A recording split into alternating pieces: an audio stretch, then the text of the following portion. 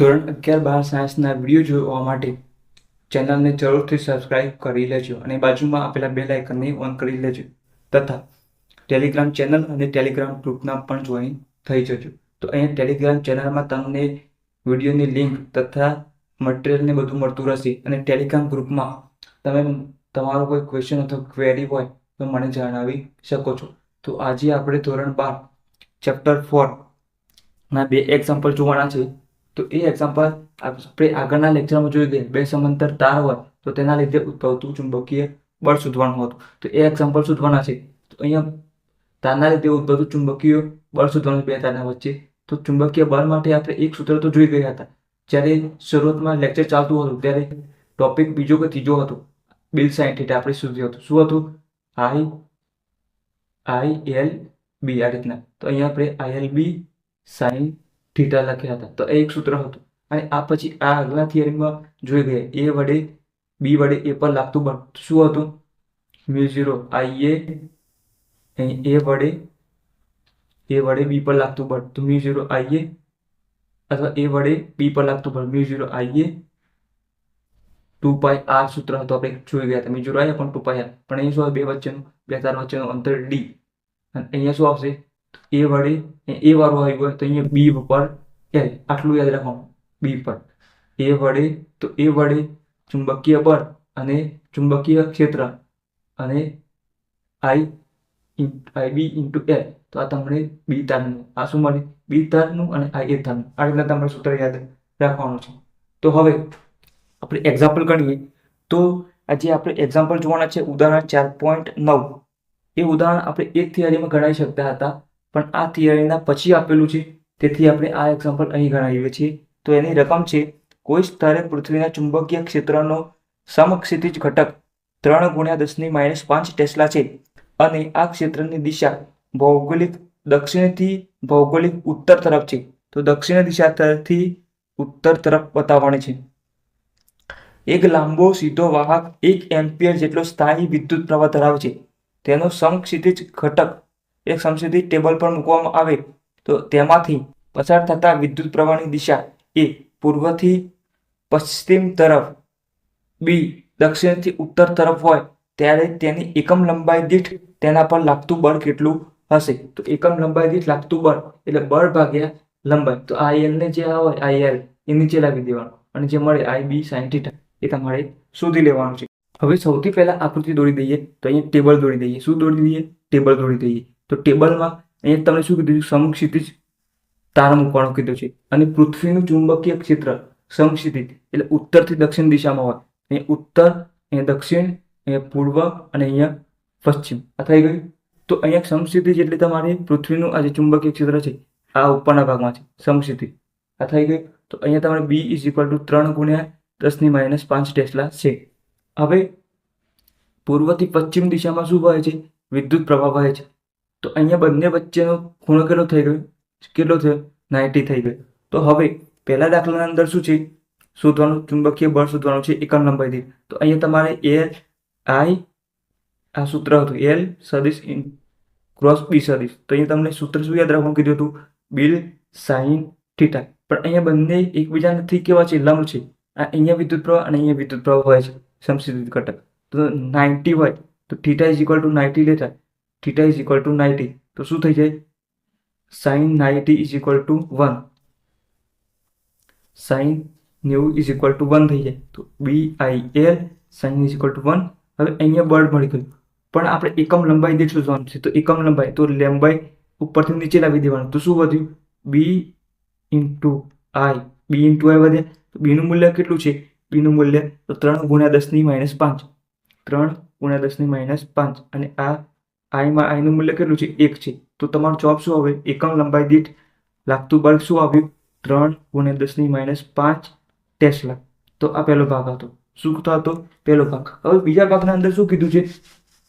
તો બીજા ભાગના અંદર તમને આ જે વિદ્યુત પ્રવાહ જે તમારો પૂર્વથી પશ્ચિમ દિશામાં વહે છે એ હવે કઈ દિશામાં વહેશે? કઈ દિશામાં વહેશે? દક્ષિણથી ઉત્તર તરફ. દક્ષિણથી ઉત્તર તરફ. બીના અંદર શું છે? દક્ષિણથી ઉત્તર તરફ. હવે દિશા આ થઈ ગઈ. શું થઈ ગઈ? આ થઈ ગઈ. તો બંને એક જ દિશામાં હોય તો થીટા ઇઝ ઇક્વલ ટુ શું આવે? 0 આવે. તો બળનું મૂલ્ય શું થઈ ગયું? BIL sin થીટા. બી એફ ભાગ્યા એલ મૂકવાના છે તો અહીંયા શું વધ્યું? BI. હવે સાઇન 0 તો સાઇન 0 ની કિંમત શું થઈ ગઈ? 0. તો BI ઇન્ટુ 0. તો અહીંયા કોઈ પણ અંગાથી ગુણા કરતા 0 નો તો શું મળી જાય? 0. તો એકમ લંબાઈ દીઠ લાગતું બળ શું હશે? અહીંયા 0 હશે. તો આ હતો આપણો પહેલો દાખલો. પણ અહીંયા એકમ શું આવશે? હવે અહીંયા સોરી મેં ટેસ્લા લખી દીધો છે. એકમ શું આવશે? એકમ બોલો, એકમ તમે જણાવો. એકમ શું આવશે? તો અહીંયા જુઓ બળનો એકમ આવે છે તો બળનો એકમ ન્યૂટન જ આવે. બળનો એકમ ન્યૂટન અને નીચે લંબાઈ છે તો અહીંયા તમારે મીટર મૂકવો પડે. અહીંયા પણ સેમ એવી જ રીતે શું આવશે? બળનો એકમ ન્યૂટન અને છેદમાં લંબાઈ છે તો મીટર. તો આ એકમ થશે. હવે આપણે જે આગળની થિયરી જોઈ ગઈ એના અંદર આ સૂત્ર તો હતું. આ BIL પરથી આપણે એક સૂત્ર મેળવ્યું હતું. હવે એ સૂત્રનો દાખલો ગણીશું એટલે આપણી થિયરી કમ્પ્લીટ ક્લિયર થઈ જાય. તો આપણે થિયરી પરથી જે થિયરી મેળવી હતી, શરૂઆત કરી હતી, તો આ સૂત્ર પરથી કરી હતી અને લાગતું બળ આપણે શોધ્યું હતું. એ સૂત્રની આપણે ગણતરી કરીએ અને એનું એક્ઝામ્પલ જોઈએ. હવે નેક્સ્ટ એક્ઝામ્પલ જોઈએ. સ્વાધ્યાયનું 4.7. 4 સેન્ટીમીટર અંતરે રહેલા બે લાંબા સીધા અને સમાંતર તાર A અને B માંથી 8 એમ્પિયર અને 5 એમ્પિયર વિદ્યુત પ્રવાહો એક જ દિશામાં સમાન દિશામાં વહે છે. તાર A ના 10 સેન્ટીમીટર લંબાઈના વિભાગ પર લાગતું બળ શોધો. તો અહીંયા જે આપેલું છે ડેટા સૌથી પહેલા લખી દઈએ. તો શું આપેલું છે? તમને બે સમાંતર તાર 3 લંબાઈના અહીંયા 4 સેન્ટીમીટર અંતરે રહેલા. તો બે તાર હોય તો બે વચ્ચેનું અંતર શું હોય? D હોય. તો આપણે અહીંયા શું લખીશું? D is equal two 4 centimetre. 4 centimetre તો મીટરમાં કન્વર્ટ કરીએ તો 4 ગુણ્યા 10 ની -2 મીટર. આ થઈ ગયું. હવે એ તારમાંથી પ્રવાહ હોય એને I1 કહી દઈશું. તો I1 નો મૂલ્ય કેટલું આપ્યું છે? 8 એમ્પિયર આપેલું છે. કેટલું આપેલું છે? 8 એમ્પિયર. અને બી તારમાંથી જે પ્રવાહ હોય એને I2 નામ આપી દઈએ અથવા A અને B આપી દઈએ. A અને B ના અંદર થી વધારે સમજણ પડશે. અહીંયા A અને અહીંયા B. તો મૂલ્ય શું છે? 5 એમ્પિયર. ત્યાર પછી આ તો મળી ગયું. હવે તમને શું કીધું છે? એ તારના 10 સેન્ટીમીટર લંબાઈના. તો અહીંયા તમારે લંબાઈ એ તારના 10 સેન્ટીમીટર લંબાઈ. તો એ તારનો L આપેલો છે 10 સેન્ટીમીટર લંબાઈ. આ થઈ ગયું. 10 સેન્ટીમીટર. તો એ તાર પર કેટલું ચુંબકીય બળ લાગતું હશે? તો એ પર બળ લગાવવાનું છે. શું કરવાનું છે? એ પર બળ લગાવવાનું છે. આપણે એ પર બળ લાગે શાના વડે? B વડે. તો અહીંયા એ પર લાગતું બળ B વડે. તો B વડે લાગતું હોય, જેના વડે લાગતું હોય એ પાછળ આવે. શું આવે? પાછળ આવે. અને જેના પર લાગતું હોય આગળ આવે. તો એ વડે, તો અહીંયા મેં તમને શીખવાડ્યું હતું. તો એ વડે B પર. તો એ વડે B પર એનો મતલબ એ વડે B પર. એ વડે B પર એટલે વડે આવતું હોય પાછળ લખવાનું, જેના પર લાગતું હોય આગળ આવ. તો અહીંયા તે મેં શીખવાડ્યું હતું. તો અહીંયા જેના વડે લાગતું હોય એના લીધે ચુંબકીય ક્ષેત્ર ઉત્પન્ન થાય. તો μ0 I A/2πD. હવે અહીંયા B પર લાગે છે તો B પર IB અને ઇન્ટુ L. હવે અહીંયા A પર લાગતું બળ છે. A પર. તો અહીંયા ચુંબકીય બળ શાનું આવશે?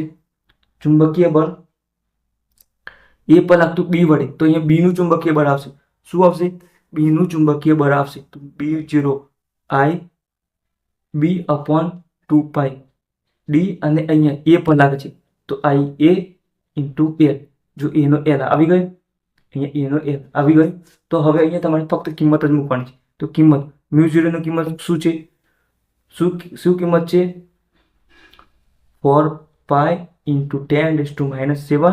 હવે IB ની કિંમત કેટલી છે? IB is equal to 5 ampere 2π. અને D ની કિંમત કેટલી છે? 4 ગુણ્યા 10⁻². આ થઈ ગયું. હવે IA, તો IA is equal two 8 ampere. અને L ની કિંમત કેટલી છે? 10 સેન્ટીમીટર. તો 10 સેન્ટીમીટર એટલે 10 ગુણ્યા 10⁻² મીટર. તો અહીંયા શું આવશે? ઉપર 10 ગુણ્યા 10⁻² મીટર. આ થઈ ગયું. હવે જે કેન્સલ થતું હોય કેન્સલ કરી દઈએ.